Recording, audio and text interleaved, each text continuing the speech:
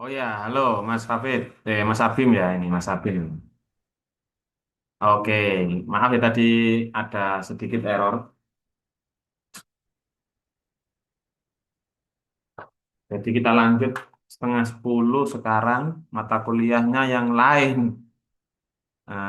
Tadi tapi sudah paham ya Mas Hafid ya, Mas Abim sama Mas Hafid ya ini ya yang child literature tadi paham ya. Intinya tentang apa, tugasnya apa, paham ya, Mas Abim ya. Ayo, Mas Abim.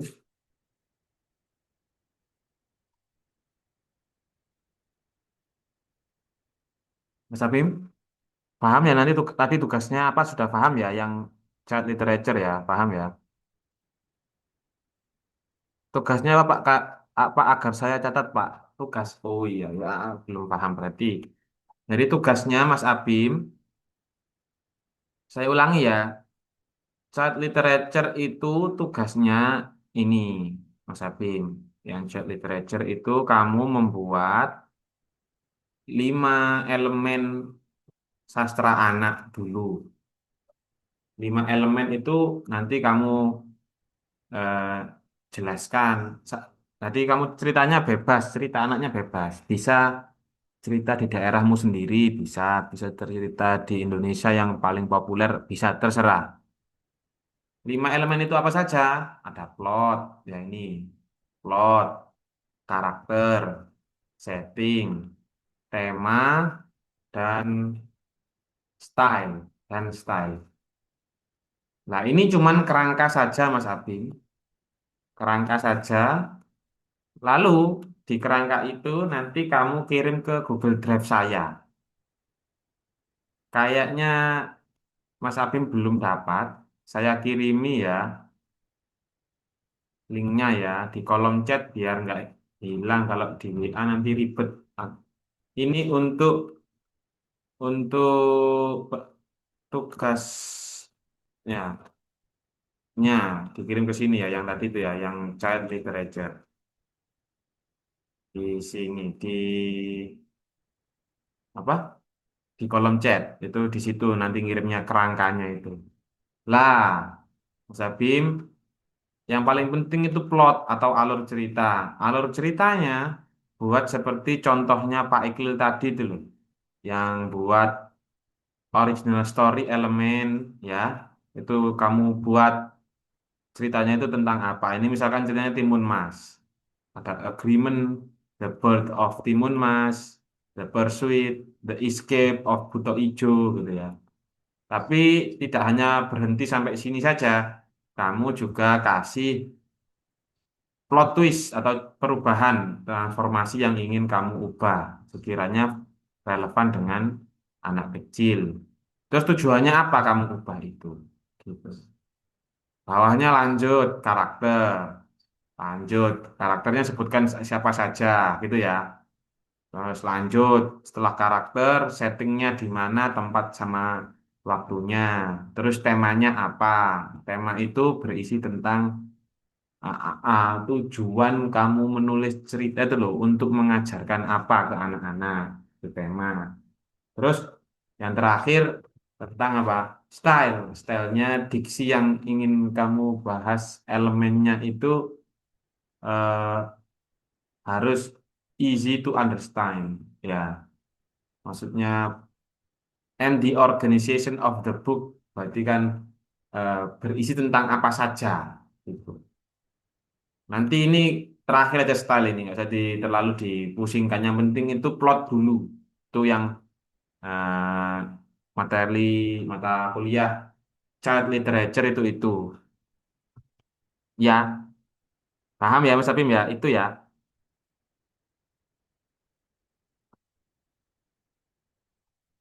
Kalau paham kita move to digital literacy.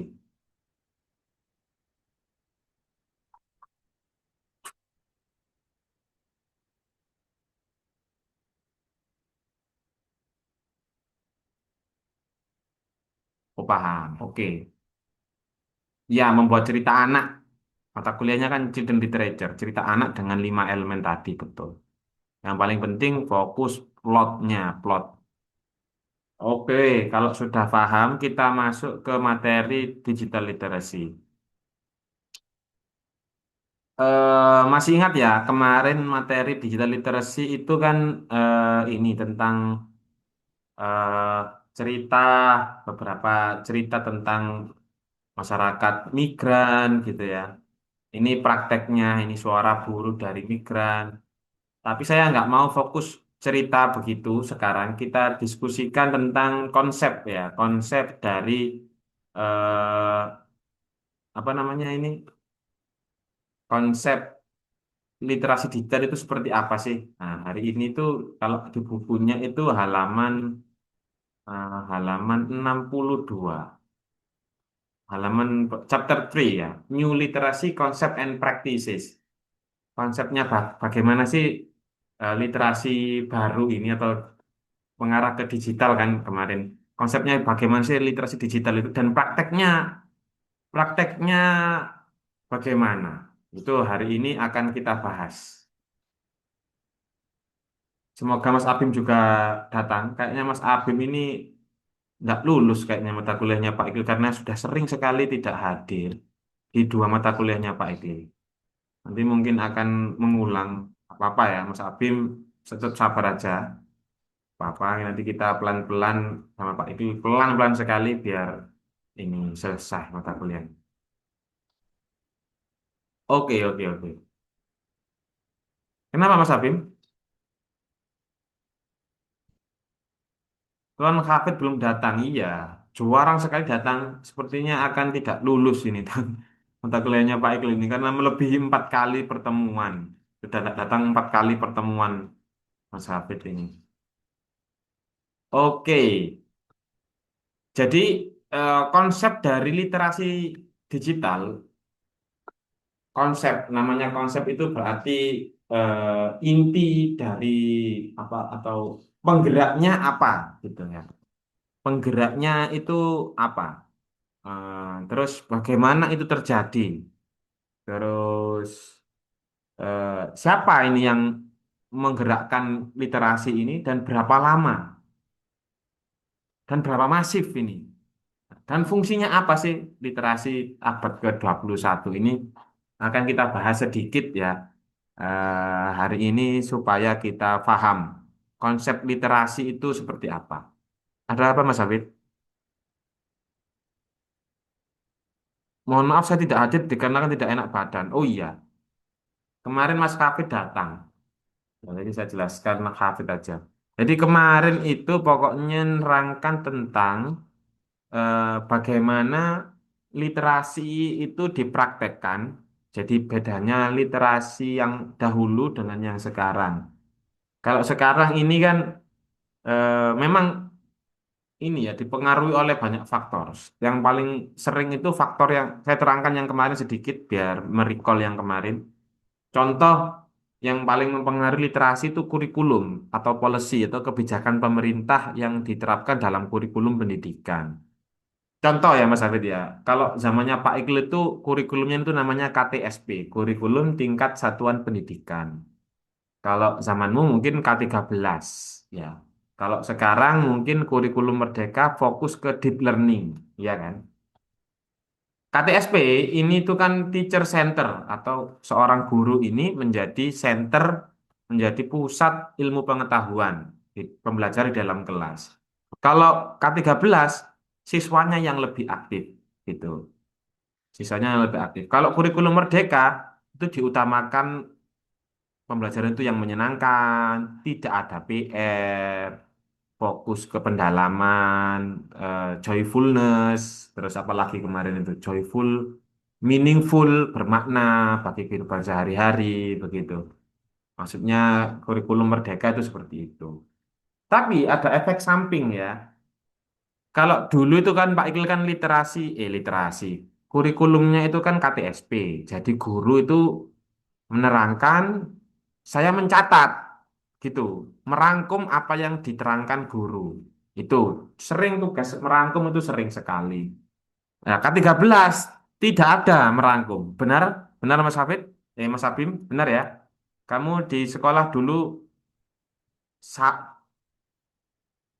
Oh iya kamu Abim ya. Ya Mas Abim. Iya kamu kan ketika sekolah dulu kan ini kan jarang sekali merangkum. Bahkan misalkan sekarang kamu saya suruh nonton film, misalkan mata kuliah sastra misalkan ya.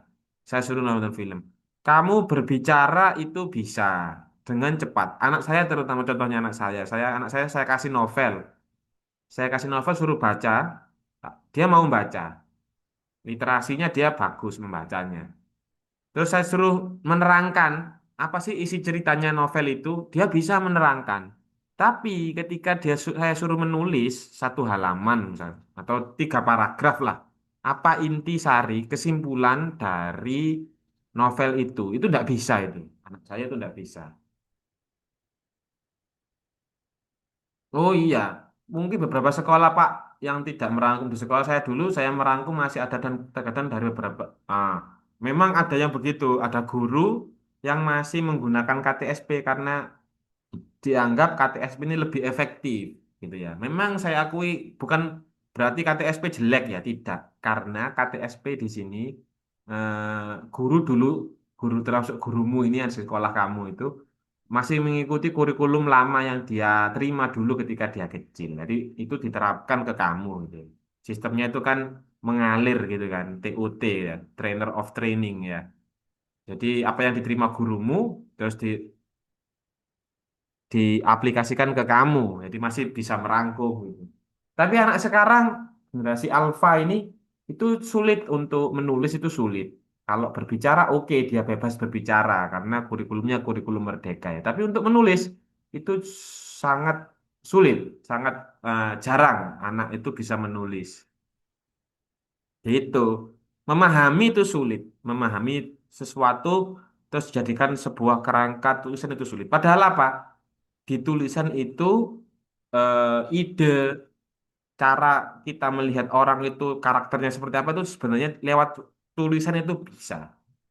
Kalau di Mas Habim kalau ini kan apa yang kita pikirkan itu menentukan nasib kita dalam agama kita itu begitu kan. Ya sama gitu. Kalau kita itu cara cara menulis melihat sesuatu itu kurang baik, nanti kita juga jadi kurang baik. Lah, itulah konsep. Jadi apa yang the story that we live by. Jadi apa yang melatar belakangi di sekeliling kita, story-story yang di sekeliling itu konsep literasi. Jadi apa yang di sekeliling kita itu membentuk karakter kita. Gitu. Apa yang kamu baca, apa yang kamu terima ketika kuliah seperti ini. Kan Pak Iqbal masih menggunakan metode KTSP ya. Saya terangkan begitu kan ya. Tapi enggak, kadang-kadang ada dosen-dosen atau guru-guru itu yang memberi tugas. Seperti K13 itu kan siswanya yang harus aktif gitu ya, yang membuat PPT, yang membuat tugas-tugas, mencari masalah gitu kan. Itu semuanya itu kadang-kadang itu siswanya. Itu tidak juga jelek, tidak juga baik gitu ya. Apa tergantung dengan kebutuhan siswanya. Tapi kalau Pak Ike saya 50-50. Saya kasih materi dulu, terus kalau sudah paham, saya terangkan caranya menulisnya bagaimana dari kerangka tadi kayak menulis sastra anak itu ya. Terus diaplikasikan kamu menggunakan pakai AI gitu. Saya ajari dulu. Istilahnya itu scaffold learning. Scaffold learning itu kayak kamu tahu scaffolding ya. Scaffolding itu kayak ini besi itu kerangka yang membantu Pak Tukang untuk membuat rumah, iya kan? Nah, maksud saya begitu. Saya itu saya buatkan pijakan, saya kasih pijakan kamu itu seorang siswa agar bisa membuat rumah sendiri, membuat keahlian sendiri, gitu. Dan ini sulit kalau nggak ada seorang guru. Kalau dulu dulu kan siswanya yang aktif itu efeknya itu akhirnya kurang menghormati guru karena guru tidak berperan di situ. Kalau sekarang kan sebagai fasilitator ya, jadi pijakan pengarah kalau ini kurang baik diarahkan yang baik gitu. Nah, the story that we live by, the story that we live by, cerita-cerita yang cerita-cerita yang di sekeliling kita itu yang akan kita bahas hari ini. Itu konsep dari literasi kita apa yang kita akan diskusikan hari ini. Ingat ya, kata kuncinya itu the story that we live by. Itu yang ngarang itu siapa saya punya bukunya kok. The story that we live by saya lupa bukunya itu. Wah, saya lupa bukunya namanya, pengarangnya siapa. Pokoknya intinya cerita di media sosial, di TikTok, Instagram, yang sehari-hari kamu baca ya, berita di Google, itu mempengaruhi cara kita mengambil sikap. Prakteknya itu tergantung apa yang kita peroleh, inputnya apa saja keseharian kita. Itu konsep dari literasi. Kalau yang kita baca itu baik-baik, tentunya jatuhnya akan baik, prakteknya akan baik. Lah, masalahnya di sosial media, di berita-berita nasional, itu kalau nggak negatif itu nggak jadi berita. Kalau yang positif itu A B aja gitu. Masalahnya itu. Jadi berita yang kita baca di sosial media kayak TikTok, Instagram, terus apalagi Facebook, apalagi di Google, di Jakarta Post, itu selalu yang menarik di kulik itu berita-berita yang negatif. Contoh kan misalkan MBG. Misalkan MBG kan yang sekarang kan yang viral ya Mas Habib ya, itu kan diekspos di seluruh Indonesia. Kekurangannya terutama. Tapi mereka lupa, ternyata Pak Presiden itu juga membuat program revitalisasi 16 yang sudah terjadi ini, bahkan yang sudah terjadi. 16.000 sekolah di kawasan pesisir, kawasan apa sih luar, kawasan yang apa sih yang bukan Jawa, daerah yang pelosok-pelosok, yang Kalimantan, Sulawesi, Papua gitu kan, yang masuk itu 16.000 sekolah sudah direvitalisasi. Itu jarang diekspos, padahal itu yang juga baik gitu kan. Lalu di TikTok misalkan, kita lihat di TikTok gitu ya. Pokoknya di bab ini kalau saya baca itu eh, yang kamu lihat itu ya, ini sini ya. Your eyes produce a text. Nah, itu kan. Jadi yang kamu lihat itu membuat cara berpikirmu tuh menjadi baik atau tidak itu apa yang kamu lihat. Contoh di TikTok. Saya lihat standar TikTok itu standar TikTok itu konsumtif ya, cenderung ke konsumtif. Bahkan TikTok itu diarahkan ke sebuah ini ya, ada tokonya. Bahkan TikTok itu tidak hanya menjual yang FYP atau apa. Itu juga ditunggangi oleh ada toko-toko Tokopedia ya di TikTok itu Mas Habib ya. Di Tokopedia. Sama, Shopee itu juga tidak hanya sekedar toko, tapi ada juga ininya, entertainmentnya, ada hiburannya juga. Gitu. Tapi semuanya mengarah ke konsumtif. Ya. Dan ini tentunya berbahaya. Berita itu mengarah negatif, sosial media itu mengarah ke konsumtif. Dampaknya apa? Dampaknya kalau konsumtif. Ada gap, kesenjangan antaranya yang kaya dengan si miskin. Yang miskin, dia mengada-ngadakan, berusaha ada punya iPhone. Padahal dia nggak punya uang untuk beli iPhone. Dia mengada-ngadakan buat beli iPhone. Karena nggak punya uang, dia pinjol misalkan. Atau eh, bukan pinjol ya, dia apa beli iPhone-nya itu pakai gaji bulanan nyicil misalkan begitu. Ini kan berbahaya sekali, ya, mengada-ngadakan lifestyle yang belum tentu levelnya dia. Budaya konsumtif ini menjadikan apa? Eh, Ketika orang itu sakit, misalkan, sakit gitu aja ya, sakit gitu aja, sakit apa gitu ya, misalkan agak kronis, misalkan sakit apa ya, Wis pokoknya sakit lah gitu. Misalkan kena apa lambungnya kena misalkan, kena GERD misalkan gitu. Dia nggak punya dana untuk berobat. Dia tidak punya dana untuk mengobati dirinya karena uangnya untuk beli iPhone gitu. Nah, tentunya ini berbahaya sekali. Jadi perbudakan di era global, di era abad 21, perbudakan yang terselubung di era 21. Kita ambil praktek langsung ya. Kita cari di Google, Mas Hafid. Untuk mengetahui literasi digital, kita harus tahu ini dulu ya. Kamu bisa tik kok. Google, Google Year in Search. Nah, apa yang paling sering di search di Google di tahun 2025 kemarin? Iya kan? Kira-kira yang paling trending itu apa sih tahun 2025 kemarin? Ini kan. Ini misalkan ini bentuknya Google Year Insert itu. Tapi ini wilayahnya global yang paling sering di ini ya, yang paling sering dicari di dunia di tahun kemarin itu. Apa saja? Nanti spesifik kita Indonesia, yang dunia dulu itu. Bentar agak loading. Ada pertanyaan Mas Abim? Apa yang pertanyaan apa? Untuk mencari apa yang paling sering dicari secara global, iya betul. Yang paling sering dicari itu ternyata berita Charlie Kirk, Charlie Kirk ya, assassination, pembunuhan Charlie Kirk, Iran ya memang eh, kemarin itu ini ya perang ya terkait perang, terus pembunuhan Charlie Kirk. Bisa ini dicari ini Charlie Kirk itu yang mana ya? Saya juga lupa.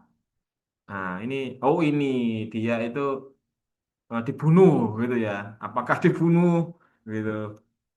Ya, ini yang ditembak di depan apa relawan kemarin tuh loh, yang Charlie Kirk itu yang politik aktivis aktivis dari ini di UT U ini di ketika dia di universitas apa gitu ya, itu ditembak gitu langsung gitu ya di depan simpatisannya loh, yang paling sering di ini dunia ya, terus perang Iran, terus US government shutdown, terus apa ini? New Pope Chosen sama LA Files itu. Itu yang dunia. Ya, kalau kita analisis ya berbahaya juga ini. Perang, terus shutdown, menimbulkan panik, perang juga sama. Terus assassination, pembunuhan. Jadi menyebarkan rasa tidak aman gitulah. Nah, akhirnya kan tidak apa? Tidak damai gitu kan. Dari dulu memang seperti ini ya. Mm-mm. Sejak COVID gitu kan juga kan takut semuanya meninggal, banyak yang meninggal. Nah, macam-macam ini. Ini entertainmentnya apa ini? Oh, saya nggak paham ini. Superman, Minecraft movie, nah, macam-macam ya. Song liriknya itu di DMF ya, tahun kemarin. Secara global. Bagaimana sekarang secara Indonesia? Fokus ke Indonesia bisa cari.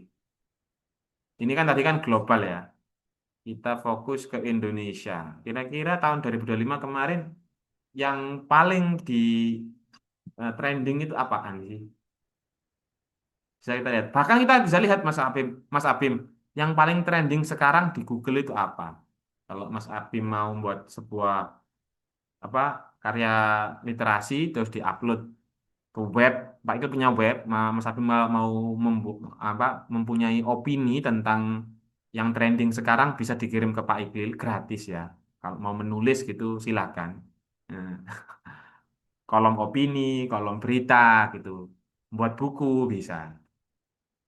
Kira-kira apa yang paling tren ya saat di Indonesia tahun kemarin? Oh, kemarin itu yang paling sering di search itu film Jumbo itu ya. Cortex, Purbaya gitu. Terus yang paling di search apa itu ya? Apa itu statue, apa itu velocity, apa itu Yeping, apa itu padel, apa itu Cortex. Ya mirip-mirip. Kalau di sini kita lihat ya, kalau kita lihat tahun kemarin itu manfaatnya apa ini? Kita lihat ini. Manfaatnya apa itu statue, apa itu velocity, ini kayaknya ini deh yang trending di TikTok deh. Mencari apa yang paling sering dicari secara global. Iya, iya. Tidak ada manfaatnya, betul. Apa itu statue, yeping, yeping, padel mungkin ini semacam olahraga saya tahu. Kalau Kortek ini pajak, ya. Kortek ini pajak tahunan itu yang punya usaha, khusus yang punya usaha. Itu yang paling sering dicari itu malah yang tidak bermanfaat ya kayak statue, velocity, yeping, padel dan lain-lain. Dan ini tahun 2025 kemarin yang paling sering dicari itu. Jadi eh, kebanyakan orang mencari apa itu statue, apa itu velocity. Nah ini kan budaya yang tidak mencerminkan Indonesia. Padahal yang sering dicari itu mencerminkan Indonesia. Kalau kita lihat misalkan negara lain misalkan, ya coba kita cari negara lain, Mas Abim, kita bandingkan apa yang sering dicari oleh negara lain ya. Sebentar, kok mati ini nggak bisa di-scroll. Ah, misalkan saya scroll, mau negara apa Mas Abim? Mau request negara apa? Bebas ini ya. Tahun 2025 kita,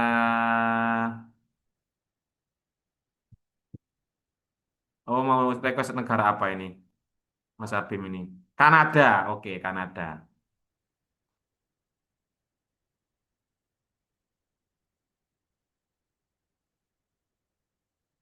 Kanada itu pakai bahasa Inggris kah? Ini Finlandia pakai bahasa apa ini? Nggak paham. Ya Pak ya, Kanada itu di depan berarti ya. Australia, Belgium, Kanada. Oke.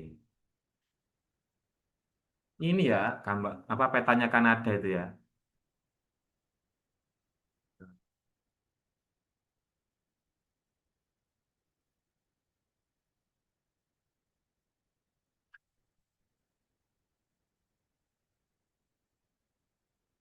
Iya ya, sama ya. Di Kanada tahun 2005 itu yang trending itu yang trending saya nggak paham ini Blue Jays ini apa. Ini kalau mau kita search ya kita baca gitu. Apa itu Blue Jays? Oh, ini kayaknya klub.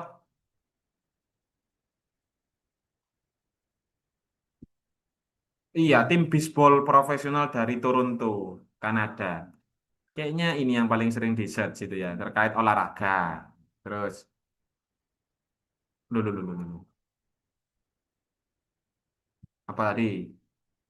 Kanada election result. Kayaknya kemarin ada pemilu di Kanada. Ada perang Iran. Terus, LA Fires ini maksudnya apa? Tuh, klik guys. Ada kebakaran di Los Angeles. Itu juga di search oleh, sering di search oleh ini ya, sama sama kayak tadi di Amerika itu penembakan Charlie Kirk. Ya itu. Ya ini sangat timpang dengan apa yang di Indonesia.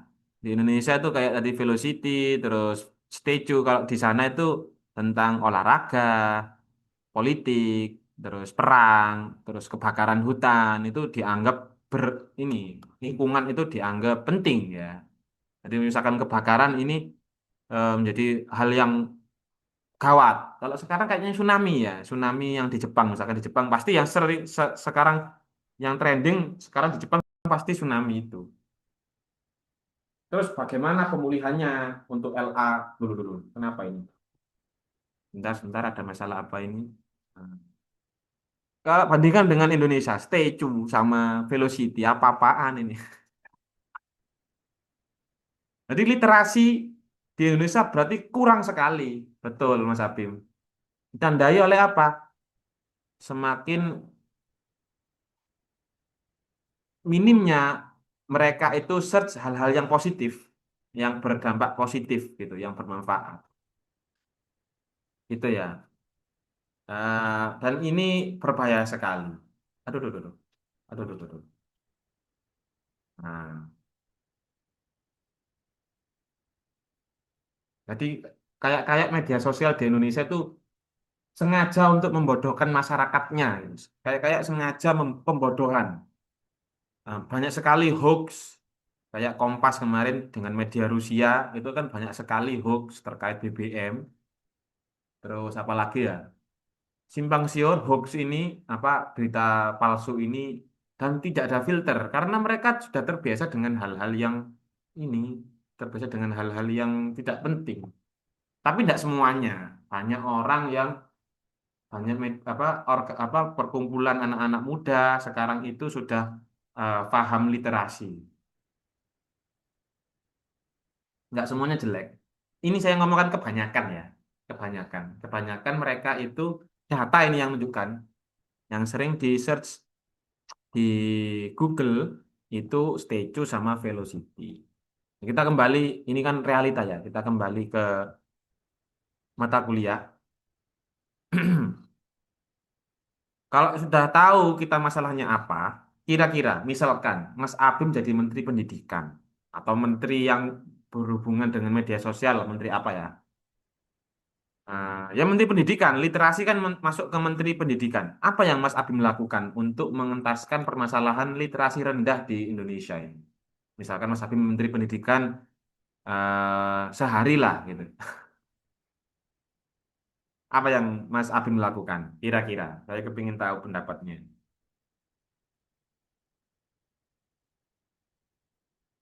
Apalagi Cina itu ya. Anak-anak mudanya itu sudah berusaha mengadaptasi teknologi AI dengan robotik untuk anak-anak Cina itu.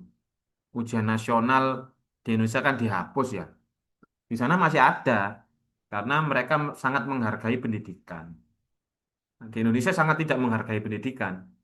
Jadi Mas Abim kalau mau sukses di Indonesia sebenarnya jangan kuliah lagi habis ini. Setelah S1 jangan kuliah lagi. Yang penting viral. Yang penting FYP nanti jual barang, barangnya laku banyak, kaya Mas Abim. Kalau di Jepang tidak. Kalau di Jepang dia yang menguasai teknologi, terutama sekarang itu energi ya, energi. Dia yang tahu, paham mengelola energi dari geotermal, dari panas bumi, angin, tenaga surya. Itu yang nanti yang menguasai, yang sukses. Maksudnya Pak Iqbal yang sukses begitu. Kalau di Indonesia tidak, anak sekarang masih sibuk velocity sama stay itu. Terlalu banyak hiburan. Ah, ini Mas Habib komentar ini. Jadi pendidikan, kamu ngapain Mas Habib? Apa ini Mas Habib? Kamu ngomong apa?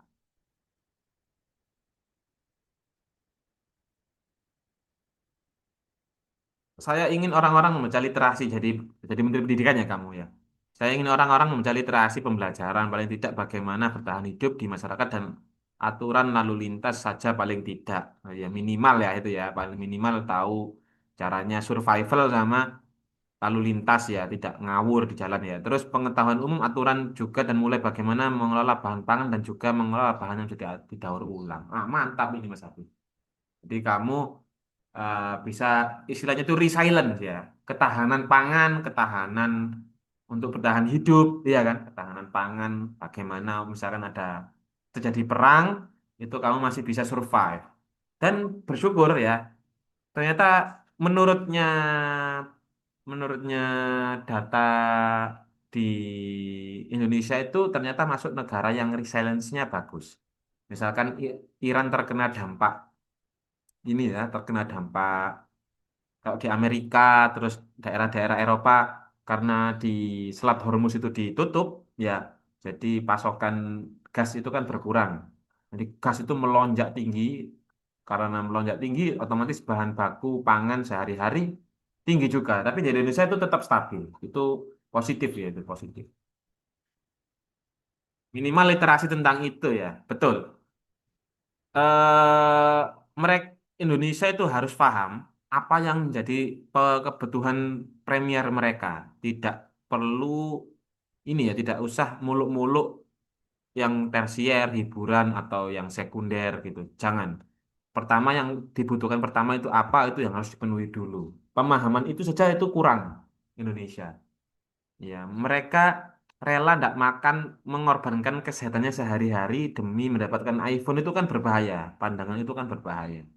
Mereka itu pola pikirnya itu konsumtif sekali. Menghilangkan pola konsumtif itu bagaimana? Itu PR yang sangat berat. Kalau Pak Iqlil ini ya, kalau Pak Iqlil mau jadi Menteri Pendidikan itu saya hapus sekolah, itu saya hapus semua. Dari sekolah itu hanya menjadi fasilitator untuk assessment atau untuk tes saja. Kalau mau jadi dari Menteri Pendidikan ya saya hapus semua kurikulum, terus apa struktur konsep sekolah yang sekarang. Nanti saya mau menciptakan sekolah baru, mereka hanya menjadi fasilitator untuk proses assessment. Nah, pengukuran jadi anak kecil pun ketika mereka dites misalkan lulus, ya dia naik tingkat gitu. Kalau nggak lulus tetap dia bertahan gitu. Kenapa hal ini? Karena memang banyak perusahaan-perusahaan itu yang mengeluh Mas Abim, yang mengeluh karena literasinya anak muda yang bekerja sekarang ini usia kamu kan yang kakak kelasmu yang lulus-lulus itu loh, yang baru lulus-lulus itu yang mau bekerja itu rendah sekali. Literasi numerikal, literasi lingkungan, literasi wacana, literasi aspek apapun itu sulit sekali. Contoh kemarin saya lihat di FYP-nya Pak Iqlil itu eh, ada 10 semangka misalkan atau 10 dibagi dua berapa gitu. Itu rata-rata jawabnya itu ada yang jawab dua, ada yang jawab lima gitu. Padahal 10 bagi dua kan 20. Mereka menganalogikakan eh, literasi mereka itu kurang gitu. Dan ini berbahaya sekali. Bahkan anak SMP, SMA itu sebagian di Jawa Timur, sebagian yang nggak kebanyakan, sebagian itu belum bisa membaca dan bisa menulis. Anak SMP atau sama anak SMA kelas satu itu belum bisa menulis, belum bisa membaca, bayangkan. Ini kan berbahaya, sangat berbahaya. Mm-mm.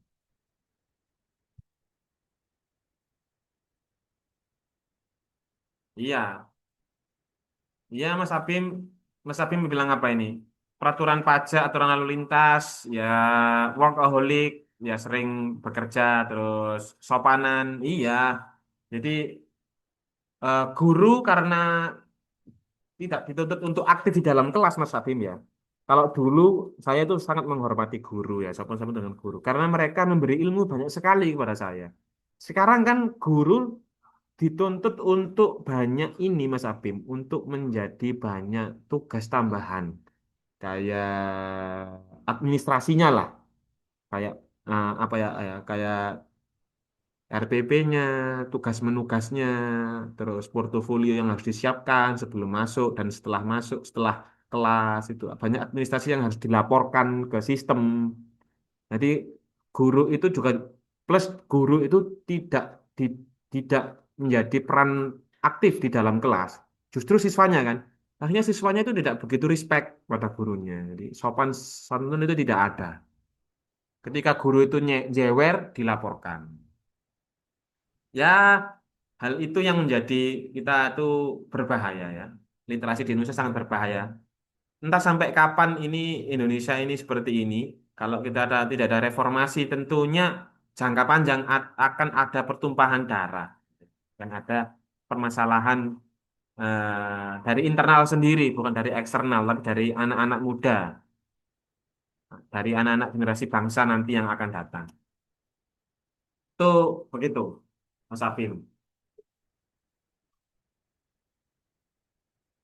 Kalau eh, kalau saya rangkum konsep literasi itu seperti itu. Apa yang menjadi wacana kita, diskurs ya, istilahnya wacana kan diskurs ya, diskurs kita itu yang mempengaruhi cara kita bicara, bersikap, menerapkan di kehidupan kita sehari-hari itu wacana ya, the story, cerita yang meliputi kita.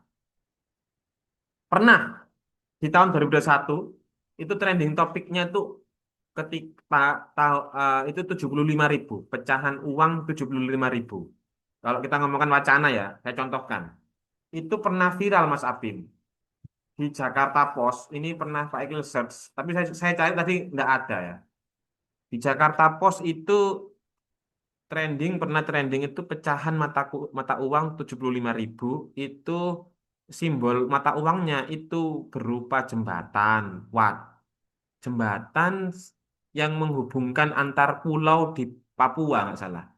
Pokoknya infrastruktur lah yang dijadikan simbol itu di mata uang itu ya.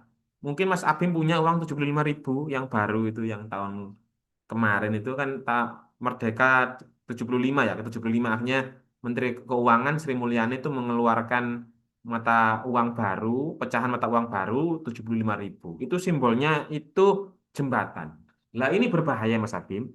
Kalau kita lihat wacana, ini mempengaruhi pola masyarakat kalau kita itu harus membangun, harus ada